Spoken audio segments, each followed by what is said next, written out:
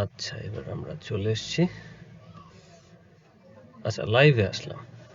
তো লাইভে কি হবে আমি জানি না এখনো পর্যন্ত, যে লাইভে কি হয় বা কি হবে।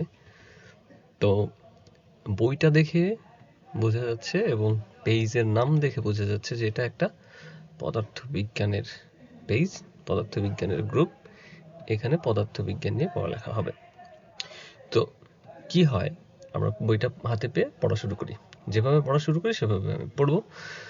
বই একদম প্রথমে পড়ার শুরুতেই আমাদের যতগুলো টেক্সট বই হাতের কাছে পাওয়া যায় সেই টেক্সট বইগুলোকে পড়ে ফেলা উচিত, একদম কভার টু কভার, প্রথম পৃষ্ঠা থেকে শেষ পৃষ্ঠা পর্যন্ত একদম একদম পুঙ্খানুপুঙ্খভাবে। তো সেই পড়াটা আমরা শুরু করি। এটা হচ্ছে একটা ট্রায়াল লাইভ ক্লাস।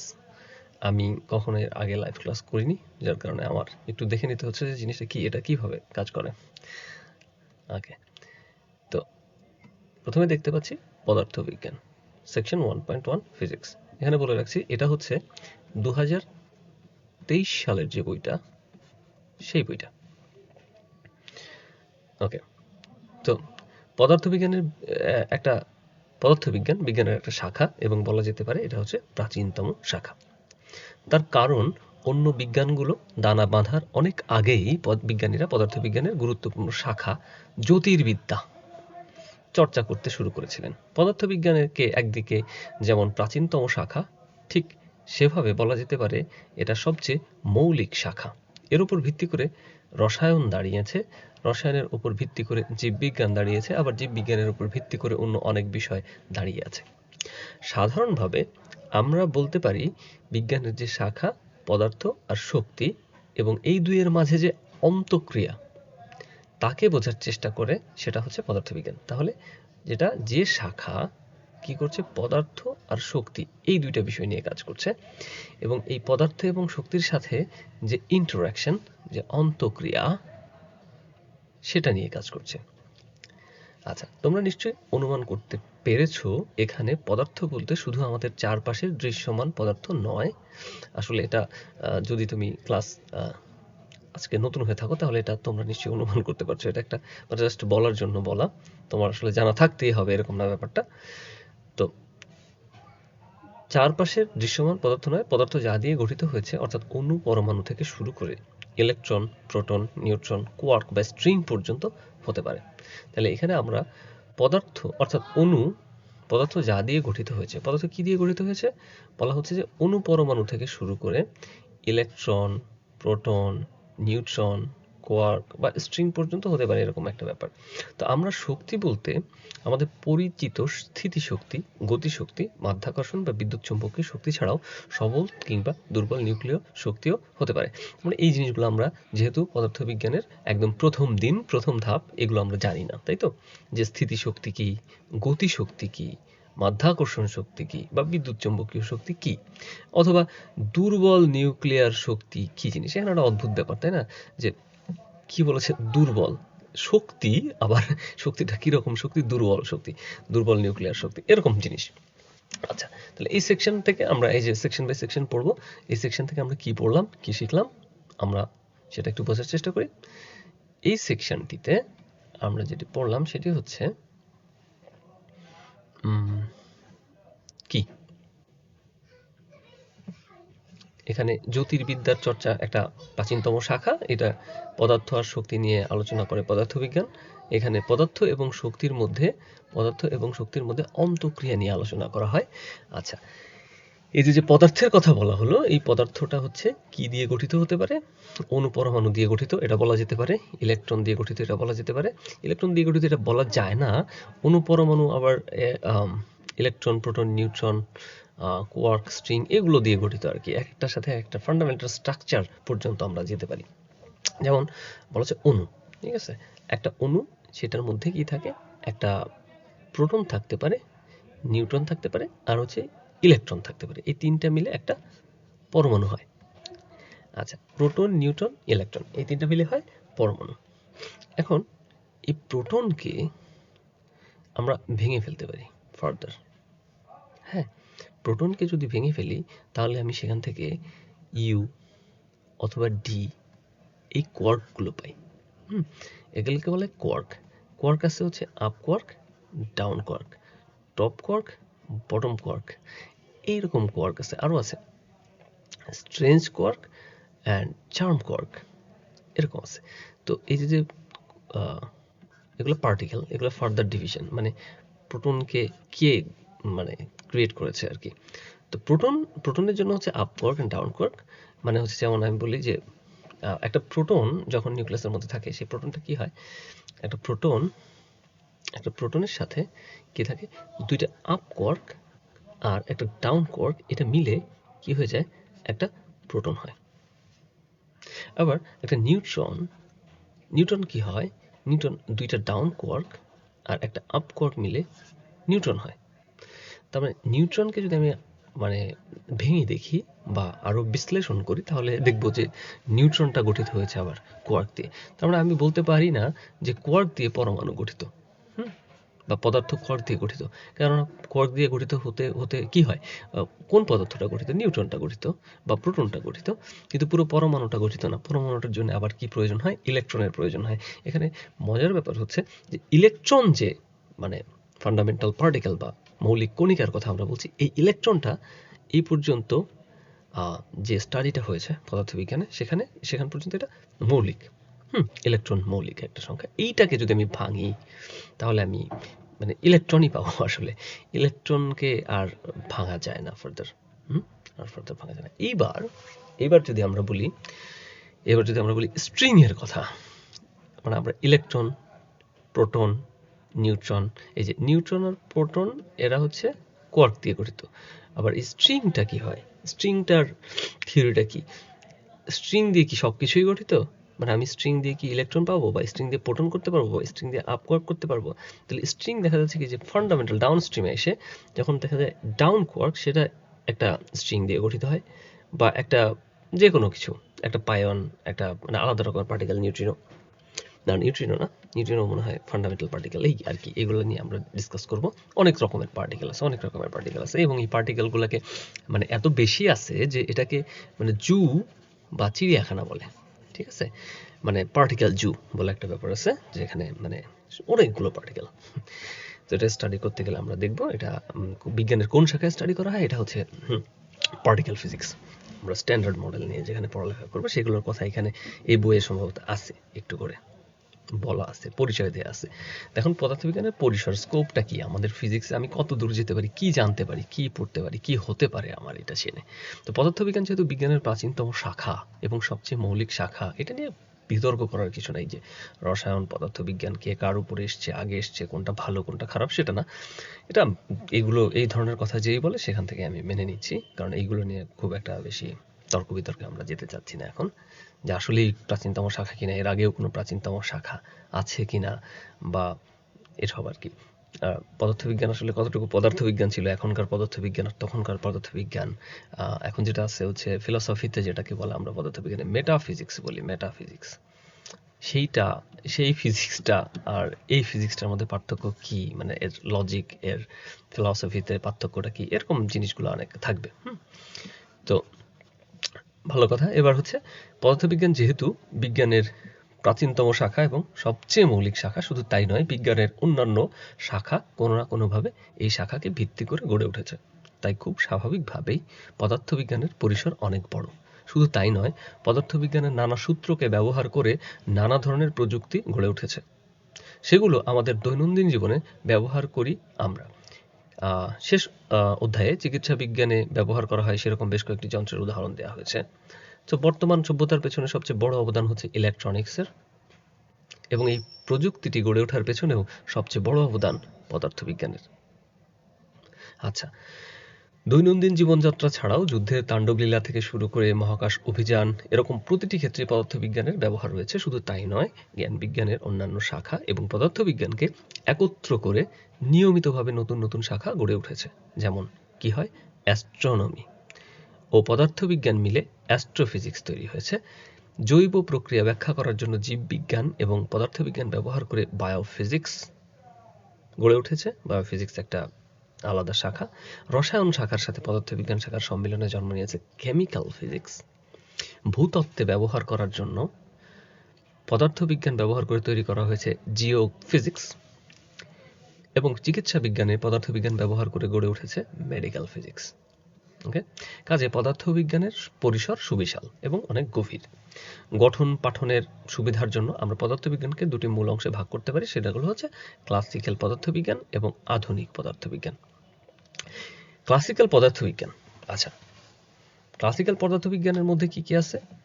এটার মধ্যে রয়েছে বলবিজ্ঞান, শব্দবিজ্ঞান, তাপগতি বিজ্ঞান, বিদ্যুৎ ও চৌম্বক বিজ্ঞান এবং আলোক বিজ্ঞান।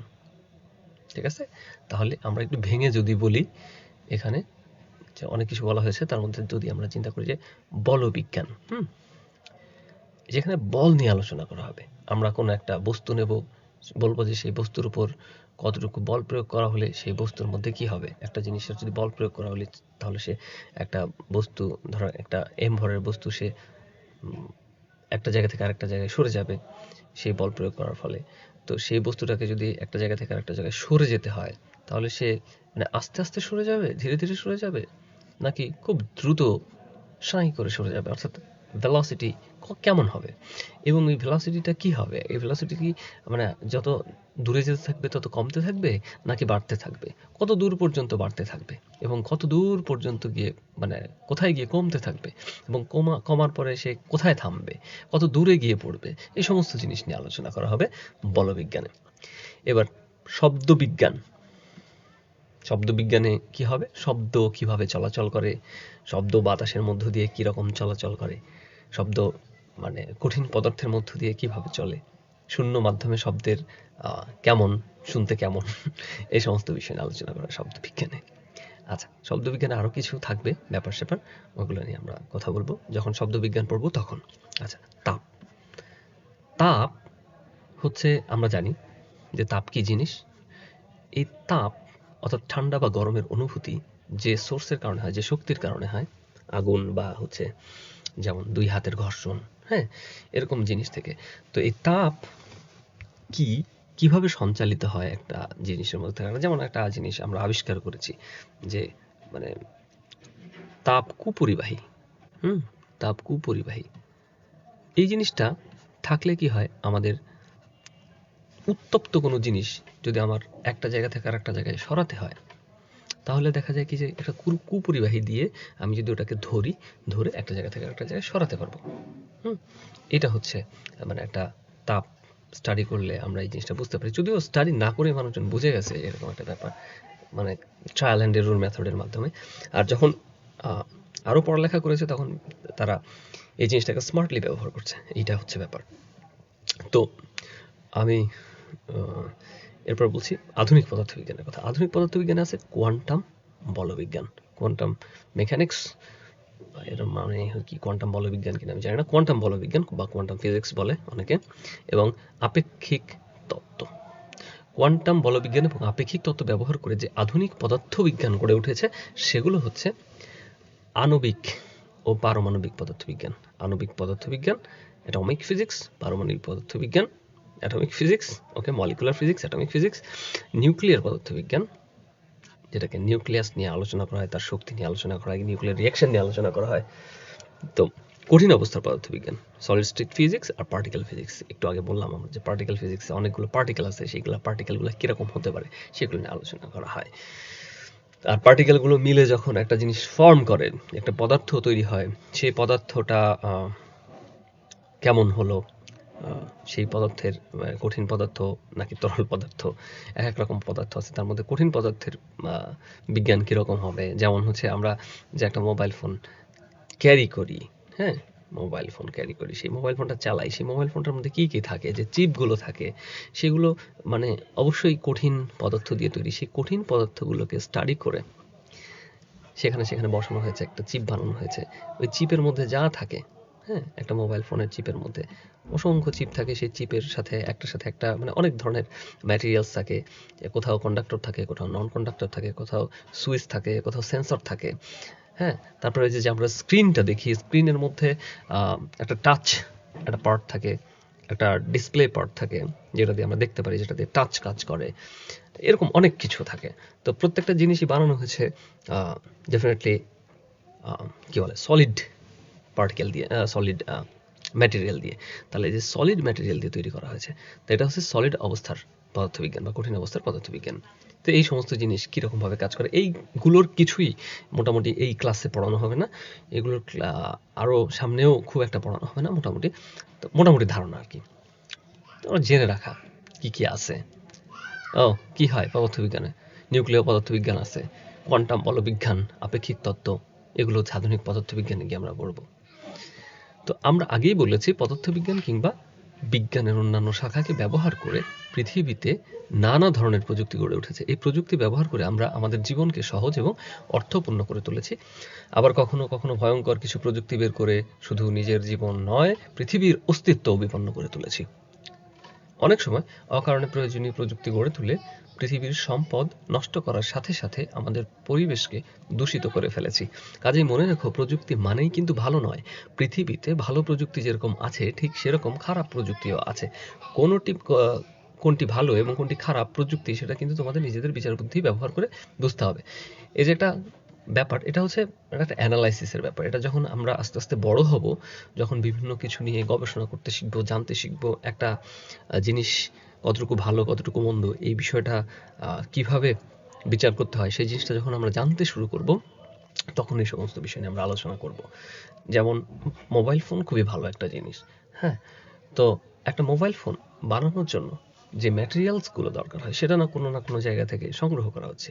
তাহলে পৃথিবীতে যত মোবাইল ফোন বানানো হচ্ছে, প্রত্যেকটা ম্যাটেরিয়াল এখানে নিয়ে আসা হচ্ছে, পৃথিবীতে ছড়িয়ে দেওয়া হচ্ছে। এটা কতটুকু ক্ষতিকর বা কতটুকু ভালো? হ্যাঁ, ভালোর চেয়ে ক্ষতির পরিমাণ কি বেশি হয়ে যাচ্ছে কিনা বা কম হয়ে যাচ্ছে কিনা? আমাদের আসলে এত বেশি মোবাইল ফোন, যেমন আমাদের একটা পরিবারে যদি ৪ জন মানুষ থাকে, ৪ জন মানুষের কাছে ৪ টা মোবাইল ফোন থাকে বা তার বেশিও থাকতে পারে। অনেকগুলো ডিভাইস থাকতে পারে, কম্পিউটার থাকতে পারে, অনেক কিছু থাকে। আজকাল তো মানে প্রচুর ডিভাইস থাকে, ইলেকট্রনিক্স ডিভাইস।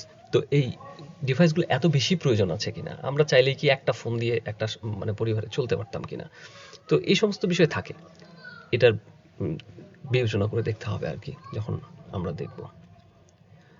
তো পদার্থবিজ্ঞান একদিনে গড়ে ওঠেনি, শত শত বছরে গড়ে উঠেছে। বিজ্ঞানীরা তাদের চারপাশের রহস্যময় জগৎকে দেখে প্রথমে কোনো একটা সূত্র দিয়ে ব্যাখ্যা করার চেষ্টা করেছেন। পরীক্ষা নিরীক্ষা করে সেই সূত্রকে কখনো গ্রহণ করা হয়েছে, কখনো পরিবর্তন করা হয়েছে, আবার কখনো পরিত্যাগ করা হয়েছে। এভাবে আমরা পদার্থের ক্ষুদ্রতম কণা থেকে শুরু করে মহাবিশ্বের বৃহত্তম আকার পর্যন্ত ব্যাখ্যা করতে শিখেছি। এই শেখাটা হয়তো এখনো পূর্ণাঙ্গ নয়, বিজ্ঞানীরা সেটাকে পূর্ণাঙ্গ করার চেষ্টা করে যাচ্ছেন, যেন কোনো একদিন অত্যন্ত অত্যন্ত অল্প কিছু সূত্র দিয়ে আপাত দৃষ্টিতে ভিন্ন ভিন্ন বিষয়ের সবকিছু ব্যাখ্যা করা সম্ভব হয়ে যাবে। এই সমস্ত বিষয় যে আমি পড়ছি, এগুলোর মধ্যে থেকে আমার আপনাদের যদি মনে হয় যে আপনারা কিছু বুঝতে পারছেন না বা প্রশ্ন করতে চাচ্ছেন, আমার সাথে কথা বলতে চাচ্ছেন, হ্যাঁ, তো এরকম আমরা মানে এই জিনিসগুলো নিয়ে আমরা প্রশ্ন দেখব, কথা বলবো, হ্যাঁ। এখন আমাদের লাইফে আসলে কেউ এখন যুক্ত আছেন কিনা বা কি হচ্ছে আমি জানি না, আমি একটু দেখি ব্যাপারটা, প্রশ্ন করা যায় কিনা সে সমস্ত জিনিস নিয়ে আমার কোনো ধারণা নাই। আসলে আমি এই ব্যাপারে একেবারেই অজ্ঞ। আসলে লাইভ হচ্ছে কিনা সেই জিনিসটাও আমি এখনো জানি না যে আসলে কি হচ্ছে। আমি একটু দেখে আসি, হ্যাঁ, যে কি হচ্ছে ব্যাপারটা। হ্যাঁ, হচ্ছে, একটা লাইভ দেখাচ্ছে, বাট এই লাইভটা অ্যাকচুয়ালি কি হচ্ছে আমি কিছু জানি না, কিছু জানি না। নো ভিউয়ার্স, নো নাথিং, মজার একটা লাইভ আর কি। তো ঠিক আছে, তাহলে এই তো ব্যাপার।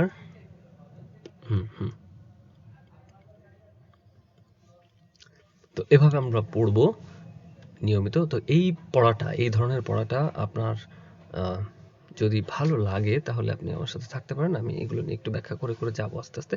এরপরে যখন আমাদের কোর ম্যাথমেটিক্স বা মানে এই প্রশ্ন থেকে আমরা কি শিখলাম, প্রশ্ন উত্তর, এই সমস্ত বিষয় আস্তে আস্তে আমরা শিখবো।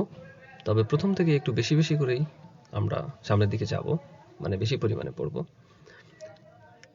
এখানে দলীয় কাজ দিয়েছে, একটা দল বেঁধে কাজ করতে হবে একদম। কি কাজ? পদার্থবিজ্ঞানের সূত্র ব্যবহার করে ভালো প্রযুক্তি এবং খারাপ প্রযুক্তি গড়ে উঠেছে, সেটি নিয়ে একটি বিতর্কের আয়োজন করো। এখন এই বিতর্কটা আপনাদেরকে করতে পরামর্শ দিয়েছেন যারা বইটি লিখেছেন তারা। তো বিতর্কটা কি হতে পারে? আমরা মোটামুটি যা কিছু হাতের কাছে পাই তার বেশিরভাগই পদার্থবিজ্ঞানের আশীর্বাদ বা অভিশাপ বলতে পারেন। এখন তর্কের খাতিরে আপনি কোনটাকে মেনে নিচ্ছেন, আশীর্বাদ নাকি অভিশাপ, সে জিনিসটা আপনারা তর্ক করে দেখবেন, বিতর্ক করে দেখবেন। আর আপনারা আস্তে আস্তে চাইলে আমরা এই বিতর্কটা লাইভও করতে পারি, তাই না? হ্যাঁ, আচ্ছা। তো এরপর আসবে পদার্থবিজ্ঞানের ক্রমবিকাশ, ডেভেলপমেন্ট অফ ফিজিক্স। তাহলে ধীরে ধীরে কিভাবে পদার্থবিজ্ঞান ডেভেলপ করেছে। তাহলে ডেভেলপমেন্টের কি ব্যাপার? আসলে ডেভেলপমেন্টের ব্যাপারটা হচ্ছে যে আপনি একসময় দেখতেন যে একটা বাটন ফোন ছিল, এরপরে এসেছে টাচ স্ক্রিন টেকনোলজি। তো এই যে যে একটা পরিবর্তন, এটা তো একদিনে হয়নি। এটাকে আমরা বলতে পারি যে ক্রমবিকাশ। আধুনিক সভ্যতা হচ্ছে বিজ্ঞানের অবদান। দেখা যাক ওনারা কি লিখেছেন। বিজ্ঞানের এই অগ্রগতি একদিনে হয়নি, শত শত বছর থেকে অসংখ্য বিজ্ঞানী এবং গবেষকের অক্লান্ত পরিশ্রমে একটু একটু করে আধুনিক বিজ্ঞান বর্তমান অবস্থায় পৌঁছেছে। মনে রাখতে হবে, প্রাচীনকালে তথ্যের আদান প্রদান এত সহজ ছিল না। আমরা এখন সব কিছু জানতে পারি। আজকে একজন মানুষ কি গবেষণা করতে পারছে, আমি জাস্ট মানে এটা ফেসবুকে এটা এটা কোনো আর্কাইভে আপলোড হওয়ার সাথে সাথে আমি জানতে পারি। আসলে আমি যদি খোঁজ রাখি, এটা খুব বেশি সময়ের ব্যাপার না। কিন্তু প্রাচীনকালে কি হতো যে আমি যদি চাই যে 500 কিলোমিটার দূরে একজন মানুষ বিজ্ঞানে আগ্রহী, তার সাথে আমি এই বিষয়টা নিয়ে যোগাযোগ করতে চাই, আমার আশেপাশে এমন কেউ নেই যে আমার সঙ্গে আলোচনা করতে পারবেন, তাহলে আমার 500 কিলোমিটার দূরে যেতে তৎকালীন সময়ে কতটা সময় লাগতো। এত রাস্তাঘাট, ব্রিজ, কালভার্ট এগুলো ছিল না। মানে নদীপথ, হাঁটা পথ, জঙ্গল পথ এগুলো হয়তো ছিল। এভাবে হয়তো যেত। যারা চিঠি পৌঁছে দিত তারা কিভাবে দিত কে জানে। প্রচণ্ড কষ্টসাধ্য একটা কাজ ছিল তৎকালীন সময়ে যোগাযোগ রক্ষা করা। এটা বড় একটা ব্যাপার। তো বিজ্ঞানের গবেষণার ফলাফল থেকে অন্যকে জানাতে যথেষ্ট বেগ পেতে হতো, হাতে লিখে বই প্রস্তুত করতে হতো এবং সেই বইয়ের সংখ্যাও ছিল খুব কম। প্রচলিত বিশ্বাসের বিরুদ্ধে কথা বলতে সাহসের প্রয়োজন ছিল। বিজ্ঞানীদের বন্দি করে রাখা বা পুড়িয়ে মারার উদাহরণ রয়েছে। এটা হয়। তারপরও জ্ঞানের অন্বেষণ থেমে থাকেনি। বিজ্ঞানীরা প্রকৃতির রহস্য উন্মোচন করে আমাদের এই আধুনিক বিজ্ঞান উপহার দিয়েছেন। পদার্থবিজ্ঞানের ইতিহাসকে আমরা কয়েকটি পর্বে ভাগ করে বর্ণনা দিতে পারি। এইবার আমরা মোটামুটি একটা ইতিহাস পড়তে যাচ্ছি। সেই ইতিহাসে কি হয়েছিল, আমরা ইতিহাসটা প্রথমে পড়ব। পড়ার পরে যখন আমাদেরকে বিভিন্ন জায়গা থেকে আমাদের তো একটা উদ্দেশ্য আছে, সেটা হচ্ছে পরীক্ষায় ভালো করা। তো পরীক্ষায় যখন এখান থেকে প্রশ্ন আসতে পারে, সেই প্রশ্নগুলো উত্তর দিতে থাকবো। একবার ভুল করবো, দুবার ভুল করবো, বারবার দেখবো। তাতে আমরা আসলে এটা আমাদের একটা নখদর্পণে চলে আসবে যে কখন কি হয়েছিল। আবার যদি আমরা এই বিষয়টাকে একটা গল্পের মাধ্যমে একজন আরেকজনের সাথে আলোচনা করি, তাহলেও এটা মানে মনে থাকবে। বিতর্কের জায়গায় আলোচনা তখন করতে হবে, আলোচনা করতে করতে মনে থাকবে। তো বর্তমানে পদার্থবিজ্ঞান বলতে আমরা যে বিষয়টিকে বোঝাই, প্রাচীনকালে সেটি শুরু হয়েছিল জ্যোতির্বিদ্যা, আলোক বিজ্ঞান, গতিবিদ্যা, গণিতের গুরুত্বপূর্ণ শাখা জ্যামিতির সমন্বয়। গ্রিক বিজ্ঞানী থেলিসের নাম আলাদাভাবে উল্লেখ করা যেতে পারে, কারণ তিনি সর্বপ্রথম কার্যকারণ এবং যুক্তি ছাড়া শুধু ধর্ম, অতীন্দ্রিয় এবং পৌরাণিক কাহিনীভিত্তিক ব্যাখ্যা গ্রহণ করতে অস্বীকার করেছিলেন। আচ্ছা, তো এখানে তিনি প্রথম কার্যকারণ এবং যুক্তি ছাড়া শুধু ধর্ম, অতীন্দ্রিয় এবং পৌরাণিক কাহিনীভিত্তিক ব্যাখ্যা গ্রহণ করতে অস্বীকার করেছিলেন। এইটা একটা ব্যাপার। কে করেছিলেন? এটা হচ্ছে ভদ্রলোকের নাম ছিল বিজ্ঞানী থেলিস। উনি একজন গ্রিক দেশে জন্ম নেয়া বিজ্ঞানী, গ্রিক বিজ্ঞানী থেলিস। আচ্ছা, তো ধর্ম যদি এটা হয়ে থাকে, তাহলে যে ধর্ম ব্যাপারটা সেটা বিশ্বাস ভিত্তিক একটা ব্যাপার। যে যেটা বলা হবে, মানে যিনি ধর্মটাকে নিয়ে এসছেন মানুষের সামনে, যেভাবে আসুক, ঈশ্বরের দূতেরা যেভাবে ধর্মকে মানে আমাদের সামনে নিয়ে আসেন, তো তারা যেটা বলবেন তাদেরকে প্রশ্ন না করে বিনা বাক্যবে সেটাকে বিশ্বাস করতে হবে। হ্যাঁ, তো এখন ব্যাপারটা হচ্ছে যে ধর্মের যে মানে পরিমাণ, মানে এত বেশি সংখ্যক ধর্ম হ্যাঁ থাকতো, মানে এটার কারণ হচ্ছে যোগাযোগ রক্ষা। যে বললাম, এত বেশি সংখ্যক ধর্ম ছিল যে মানে তারা নিজেরাই একজন আরেকজনকে ঠিক বিশ্বাস করে উঠতে পারতো না।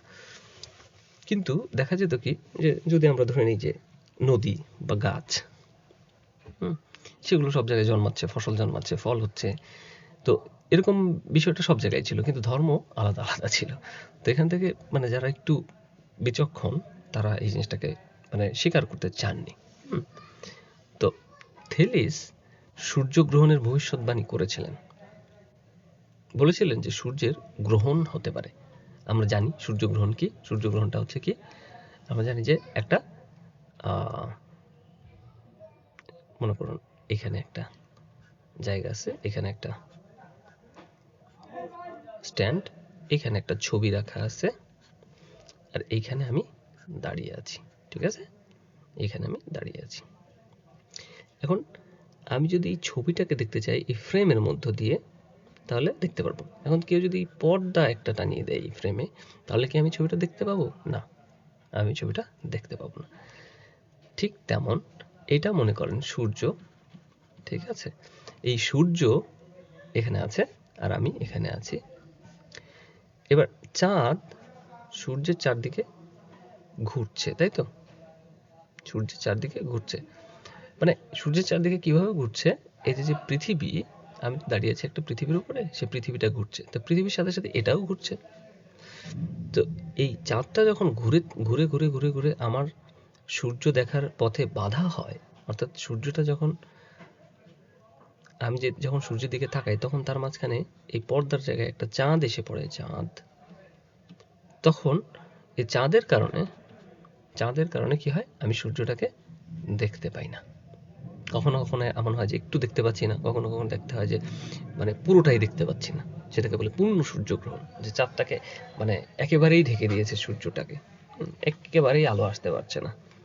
যতটুকু আসছে সেটা ডিফ্রাকশনের মাধ্যমে আসছে। এটা পরে বলবো আমরা কিভাবে কি হয়। তো এই যে ব্যাপারটা, এটাকে বলে গ্রহণ। এটা হচ্ছে চন্দ্রগ্রহণ না সূর্যগ্রহণ। আচ্ছা, এইবার সেই সময়ের গণিতবিদ এবং পিথাগোরাস, আচ্ছা ওকে, থেলিস সূর্যগ্রহণের ভবিষ্যৎবাণী করেছিলেন এবং লোডস্টোনের চৌম্বক ধর্ম সম্পর্কে জানতেন। এই লোডস্টোন কি? এটা যার একটা এমন একটা ম্যাটেরিয়াল যার কি ছিল, চৌম্বক ধর্ম ছিল। আচ্ছা, সেই সময়ে গণিতবিদ ও পদার্থ বিজ্ঞানীদের মাঝে পিথাগোরাস একটি অবিস্মরণীয় নাম, স্মরণীয় নাম। তো পিথাগোরাসকে মানুষ চিনতেন, এখনো চিনেন। আপনাদের পিথাগোরাসের উপপাদ্য পড়ার অভিজ্ঞতা হয়েছে আশা করা যায়। তো জ্যামিতি ছাড়াও কম্পমান তারের উপর তার মৌলিক কাজ ছিল। একটা তার যদি আমরা একটা খুঁটির সাথে এপাশে আর এপাশে আমরা যদি শক্ত করে বেঁধে দিই, তাহলে তারটা যদি আমি খুব জোরে টান দিয়ে ছেড়ে দিই, আমি ওখানে একটা শব্দ শুনতে পাবো। সেখানে তারটা কাঁপতে থাকবে, ভাইব্রেট করতে থাকবে। সেই যে কম্পন, সেটাতে স্টাডি করার কি আছে আসলে? যে কাঁপছে, এখানে একটা শব্দ হচ্ছে, আবার অন্যরকম একটা তার দিচ্ছি, সেখানে শব্দটা একটু কম হচ্ছে বা বেশি হচ্ছে, শব্দটা খুব ইন্টারেস্টিং লাগছে। তো এটা নিয়েও মানুষ পড়ালেখা করেছে।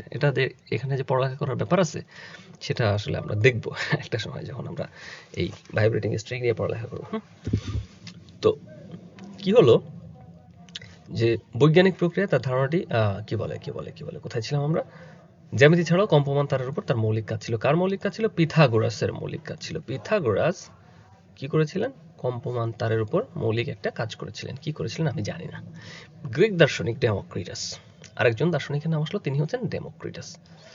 ডেমোক্রিটাস প্রথম ধারণা দেন যে পদার্থের অবিভাজ্য একক আছে। মানে হচ্ছে তিনি ধারণা করলেন যে আমরা যে কোনো একটা কিছু, একটা লাঠি হোক বা একটা ইট হোক বা একটা বিস্কিট হোক, সেটাকে আমি যদি ভাঙতে শুরু করি, তাহলে ভাঙতে ভাঙতে ভাঙতে ভাঙতে গিয়ে আমি একটা ছোট্ট ক্ষুদ্র কণা পাবো, যেটাকে আর ভাঙা সম্ভব হবে না। এই যে এখন ছোট্ট ক্ষুদ্র কণা বলতে একটা ছোট্ট ডট দিলাম, এই ছোট না, মানে এর চেয়েও ছোট। যতটা ক্ষুদ্র করলে হয়তো আমি তাকে দেখতেও পাবো না। হ্যাঁ, আচ্ছা, তাহলে যার নাম দেওয়া হয়েছিল অ্যাটম, এই যে এই অ্যাটমের ধারণাটা আসে ডেমোক্রিটাসের কাছ থেকে, অ্যাটম। তবে বৈজ্ঞানিক প্রক্রিয়ায় তার ধারণাটি প্রমাণের কোনো সুযোগ ছিল না বলে সেটি সবার কাছে গ্রহণযোগ্য ছিল না। সেই সময়কার সবচেয়ে বড় দার্শনিক এবং বিজ্ঞানী অ্যারিস্টটলের মাটি, পানি, বাতাস, এখানে আরেকজনের নাম চলে এসছে, অ্যারিস্টটল। এনার নাম কি? অ্যারিস্টটল। মাটি, পানি, বাতাস ও আগুন দিয়ে সবকিছু তৈরি হওয়ার মতবাদটি অনেক বেশি গ্রহণযোগ্য ছিল। হ্যাঁ, কিন্তু মানে মানুষ তখন সবকিছু মাটি, পানি, বাতাস এবং আগুন দিয়ে তৈরি হয়েছে, ভালো কথা। কিন্তু মাটি কি দিয়ে তৈরি হয়েছে? মাটিকে যদি আমি ভাঙতে থাকি, তাহলে ভাঙতে ভাঙতে মাটিটা কতটুকু ভাঙতে পারবো? মাটির গুঁড়া হবে, ধুলা হবে, তারপরে সেই ধুলোগুলোর ধূলিকণাগুলো আরো কত ভাঙতে পারি আমরা, সেই চিন্তা করতে পারতো। বা পানিকে যদি আমরা একটা ফোঁটায় চিন্তা করি, তারপর যে আরো ভাঙার চিন্তা করি, তাহলে সেভাবেও ভাঙা যেতে পারতো। এটা তারা ওইভাবে চিন্তা করেনি তখন। এখন আমরা যে চিন্তা করছি, আমার কাছে যদি মনে হয় যে না, এটা স্বাভাবিক চিন্তা ছিল, তখন তারা এই ধরনের চিন্তা কেন করেনি, সেটা ঠিক না। কারণ আমরা যখন ছোটবেলা থেকে আমাদের যে মানে বিকাশটা হয়েছে, সেখানে অনেক তথ্য, অনেক ধ্যান ধারণা, অনেক পরিমিত, পরিমার্জিত, শানিত যুক্তি, অনেক কিছু সম্মিলন ছিল। যে সম্মিলনগুলোর কারণে হচ্ছে কি হয়েছে, যে আমাদের ধারণাগুলো বেশ পাকাপোক্ত। আগের দিনের মানুষ যেটা ধারণা করতেন, তাদেরকে আমরা খুব সহজেই মানে কি বলে তুচ্ছ তাচ্ছিল্য করে উড়িয়ে দিতে চাই, যে না, ওনারা যেটা ভেবেছেন। বাট ওনাদের সীমাবদ্ধতা ছিল। একজন মানুষের যখন জ্ঞানের সীমাবদ্ধতা থাকে, তখন তার ভাবনার মধ্যে যে সীমাবদ্ধতা আসে, সেটার দোষ তো আসলে তার না। তিনি কিন্তু মানে নৈতিকভাবে সৎ। তিনি যেভাবে ভাবছেন, তার ভাবনাটা কিন্তু মানে দোষের কিছু না। বাট তিনি ভাবতে পারছেন না, তার ওই জায়গা থেকে ভাবার সুযোগ নেই, কারণ তিনি জানেন না জিনিসটা। হ্যাঁ, আচ্ছা, এবার আরেকটা জিনিস হচ্ছে যে অ্যারিস্টার্কাস কি করেছিলেন? প্রথমে সূর্যকেন্দ্রিক সৌরজগতের ধারণা দিয়েছিলেন। অ্যারিস্টার্কাস কি করলেন? সূর্যকেন্দ্রিক সৌরজগতের ধারণা দিয়েছিলেন। আমাদের যে গ্রহ রয়েছে, কয়টি গ্রহ রয়েছে আমি জানি না, গ্রহ কয়টি রয়েছে? 8টি। তো বুধ, তারপরে যে ছবি থাকে না, শুক্র, তারপরে আমাদের পৃথিবী, হ্যাঁ, তারপরে আমাদের মঙ্গল গ্রহ, এইভাবে যে গ্রহগুলো ছিল, এগুলো হচ্ছে কি সূর্যকেন্দ্রিক সৌরজগতের ধারণা দিয়েছিলেন তিনি। অর্থাৎ সূর্যটা আমাদের সবার কেন্দ্রে।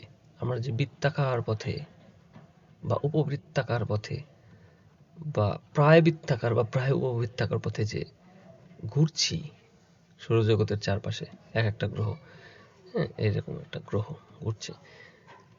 তাহলে এই যে পথগুলো, এগুলো সার্কুলার না, এগুলো হচ্ছে কি বলে স্পেরিক্যাল পথ। তো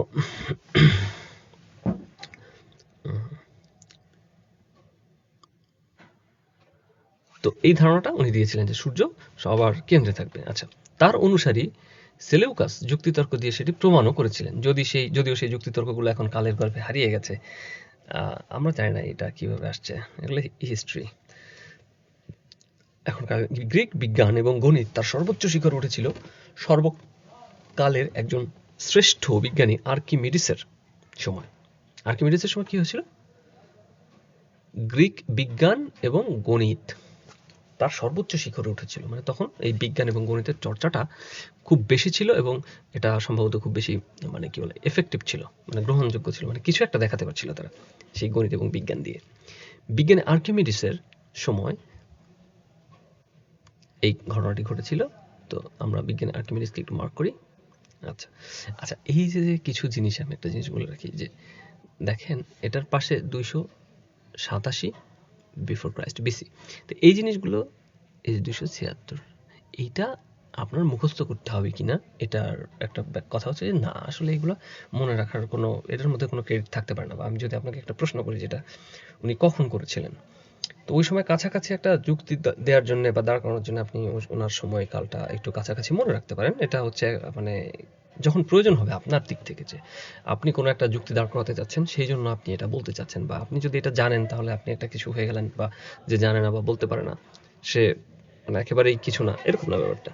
হ্যাঁ, এগুলো জানা মানে প্রয়োজনে, আপনার প্রয়োজনে, বা আপনি যদি একটা জিনিস নিয়ে কথা বলতে চান, তাহলে যদি মনে করেন যে এই যে তথ্যগুলো আমার প্রয়োজন, তাহলে সেই তথ্যগুলো পরিবেশনের প্রয়োজনীয়তা যদি আপনি অনুভব করেন, তাহলে আপনি এটা মনে রাখতে পারেন। নাহলে একটু দেখে রাখবেন, যাতে মানে কখন হয়েছিল, মানে এরা যেটা হচ্ছে সেটা হচ্ছে সব বিসিতে হচ্ছে, এই সময়টাতে হচ্ছে। আচ্ছা, তো তরল পদার্থে ঊর্ধ্বমুখী বলের বিষয়টি এখনো বিজ্ঞান বইয়ের পঠনসূচিতে থাকে। আচ্ছা, গোলীয় আয়নায় সূর্যরশ্মিকে কেন্দ্রীভূত করে দূর থেকে শত্রুর যুদ্ধজাহাজে আগুন ধরিয়ে তিনি যুদ্ধে সহায়তা করেছিলেন। তার মানে যুদ্ধ লেগেছিল, এখন একটা মানে আলোকেই একটা অস্ত্র হিসেবে ব্যবহার করা। এই ব্যাপারটা কিন্তু ইন্টারেস্টিং, তাই না? যে একটা মানে ছিল কি আলো, এরকম একটা গোল করে দিলেন তিনি, গোল করলেন, গোল করার পরে এখন মানে যে আলোক রশ্মিটা সূর্য সেটা এর এই অনেক বড় একটা কাচের মধ্যে পড়লো, পড়ে সব গিয়ে একটা জায়গায় গিয়ে জড়ো হতে থাকলো। সে আলো জড়ো হয়ে কি হলো, যখন একটা জায়গায় সমস্ত তাপ কেন্দ্রীভূত হচ্ছে তখন সেখানে আগুন ধরে গেল। তো এই যে যে ব্যাপারটা, এটা খুবই মানে জিনিয়াস একটা ব্যাপার, তাই না? যে মানে কি করলেন তিনি, ওয়াও। তো তারপরে মানুষকে পুড়িয়ে মারলেন, সেটা আমি জানি না, যুদ্ধের ব্যাপারটা আমি জাস্টিফাই করার চেষ্টা করছি না, বাট এইভাবে যে মানে করা যায়, সেটা একটা ব্যাপার। তো গোলীয় আয়নায় সূর্যরশ্মিকে কেন্দ্রীভূত করে দূর থেকে শত্রুর যুদ্ধজাহাজে আগুন ধরিয়ে তিনি যুদ্ধে সহায়তা করেছিলেন। গ্রিক আমলের আরেকজন বিজ্ঞানী ছিলেন ইরাস্তোস্থিনিস। ইরাস্তোস্থিনিসের কথা বলার আগে আমরা কয়েকটা জিনিস মার্ক করে নিই। সেটা হচ্ছে কি, যে আর্কিমিডিস কি করেছিলেন, আর্কিমিডিস 287 বিসিতে, যে ওনার সময় গ্রিক বিজ্ঞান এবং গণিতের অগ্রগতি হয়েছিল, এবং এই বিজ্ঞানে দেখা যাচ্ছে যে আর্কিমিডিসের তরল পদার্থের ঊর্ধ্বমুখী বলের বিষয়টি, মানে আমি যদি কোনো কিছুকে তরলে নিমজ্জিত করি তাহলে সেই তরলটি এই বস্তুর উপর একটা ঊর্ধ্বমুখী বল প্রয়োগ করবে, সেই বিষয়টি তিনি দেখিয়েছিলেন। গোলীয় আয়নায় সূর্যরশ্মিকে কেন্দ্রীভূত করে তার শত্রু যুদ্ধ জাহাজে আগুন ধরিয়েছিলেন, অর্থাৎ এই যে মানে অপটিক্যাল কিছু কাজ উনি করেছিলেন, সেই জিনিসগুলো আমরা একটু মনে রাখবো। এরপরে ইরাস্তোস্থিনিস তিনি যেই সেই সময় সঠিকভাবে পৃথিবীর ব্যাসার্ধ বের করেছেন। ওহ মাই গড, পৃথিবীর ব্যাসার্ধ বের করা, পৃথিবী কতটুকু আমরা সেটা জানি না, জানি না যে ঠিক এত ছোট একটা বল নাকি এত ছোট, আমরা কি চিন্তা করতে পারি? অনেক বড়, বাট মানে আমরা তো যেটা দেখি সেটা হচ্ছে ফ্ল্যাট। সমুদ্রের দিকে গেলে একটু দেখা যায় যে এরকম কিছু একটা, বাট একটা জাহাজ যেখান থেকে গেলে আস্তে আস্তে পালটাকে নিচের দিকে চলে যায়, এভাবে বোঝা যায়। কিন্তু মানে কিভাবে বের করলো, এটা নিয়ে আমরা একটা সময় আমরা একটা ক্লাস করব, যে সূর্যকে যদি মানে আমরা, আপনিও চাইলে বের করতে পারেন যে একটা খুঁটি গেড়ে সেখান থেকে আমি যদি একটা আলোক রশ্মিকে ফেলি, সূর্যের আলোক, তারপরে এই খুঁটিটাকে আমি আরেকটু দূরে নিয়ে যদি গাড়ি, তাহলে সেই খুঁটিটা যতটুকু আলো এখান থেকে আটকাবে সেই আলোর হিসাব নিকাশ করে আমরা এটাকে বের করতে পারবো। এটা আমি দেখাবো একসময়। আচ্ছা, তো এরপর প্রায় ১৫০০ বছর জ্ঞান বিজ্ঞানের চর্চা প্রায় বন্ধ হয়ে গেছিল। শুধু ভারতীয় মুসলিম এবং চীনা ধারার সভ্যতা গ্রিক ধারার এই জ্ঞান চর্চাকে বাঁচিয়ে রেখেছিল। ভারতবর্ষে আর্যভট্ট, ব্রহ্মগুপ্ত এবং ভাস্কর গণিত ও জ্যোতির্বিদ্যার অনেক মূল্যবান কাজ করেছেন। ভারতবর্ষে ছিলেন আর্যভট্ট, ব্রহ্মগুপ্ত এবং ভাস্কর। এইবার শূন্যকে সত্যিকার অর্থে ব্যবহার করার বিষয়টিও ভারতবর্ষে আর্যভট্ট করেছিলেন। মুসলিম গণিতবিদ এবং বিজ্ঞানীদের ভেতর আল খোয়ারিজমির নাম আলাদাভাবে উল্লেখ করতে হয়। তার লেখা আল জাবির বই থেকে বর্তমান অ্যালজেব্রা নামটি এসেছে। তাহলে আমরা মুসলিম গণিতবিদের কথা বললাম, সেটা হচ্ছে আল খোয়ারিজমি। এবার দেখেন মুসলিম এবং এখানে আছে ভারতবর্ষে আর্যভট্ট, ব্রহ্মগুপ্ত এবং ভাস্কর, এটা হিন্দু। তাহলে এরা কি করেছেন, এই যে বিজ্ঞানীরা, ওনারা জ্যোতির্বিজ্ঞানের অনেক মূল্যবান কাজ করেছেন, শূন্যকে নিয়ে কাজ করেছেন অঙ্কে। আবার এই যে মুসলিম গণিতবিদ বিজ্ঞানীদের ভেতর আল খোয়ারিজমি, তিনি কি করেছিলেন, তার লেখা আল জাবির বইটি অ্যালজেব্রা করেছিলেন। ইবনে আল হাইয়াম আলোক বিজ্ঞানের স্থপতি হিসেবে তাকে ধরা হয়। আল মাসুদি, আরেকজন মুসলিম, প্রকৃতির ইতিহাস নিয়ে ৩০ খণ্ডে একটি এনসাইক্লোপিডিয়া লিখেছিলেন। ওমর খৈয়ামের নামে সবাই কবি হিসেবে জানে, কিন্তু তিনি ছিলেন উঁচু মাপের গণিতবিদ, জ্যোতির্বিদ এবং দার্শনিক। তার মানে যে জ্যোতির্বিজ্ঞান, দর্শন, তারপর হচ্ছে কিনা এই যে জ্যোতির্বিজ্ঞান, গণিত, এই সমস্ত জিনিস কিন্তু যুক্তিভিত্তিক, যুক্তি নির্ভর।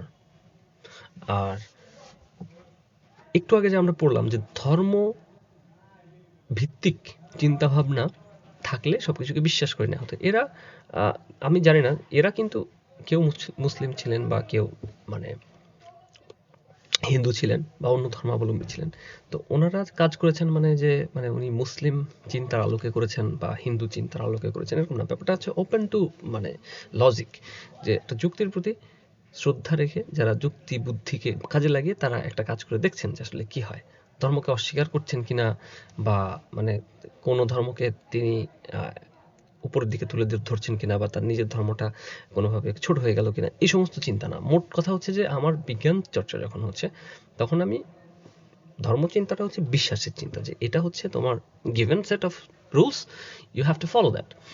আর বিজ্ঞান হচ্ছে যে এটা কোথা থেকে এলো, কিভাবে এলো, তোমার কিচ্ছু জানা নেই, তুমি এটাকে খুঁজে বের করো যে রুলসটা কি হতে পারে।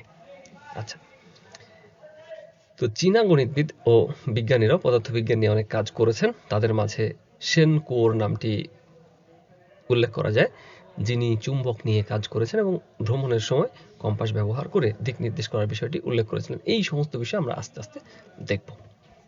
আচ্ছা, এরপর বিজ্ঞানের উত্থান পর্ব শুরু হলো। এই বিজ্ঞানের উত্থান পর্ব আমরা মানে পরবর্তী কোনো একদিন পড়বো। আমি আসলে আজকে যে প্র্যাকটিক্যাল এটা বোঝার জন্য যে লাইফটা কিভাবে হচ্ছে এই জিনিসগুলো একটু পড়লাম, পড়ে দেখলাম কি হচ্ছে। দেখা যাক কি হয়। ঠিক আছে, আমি লাইফটা এখন শেষ করে দিচ্ছি, দেখি।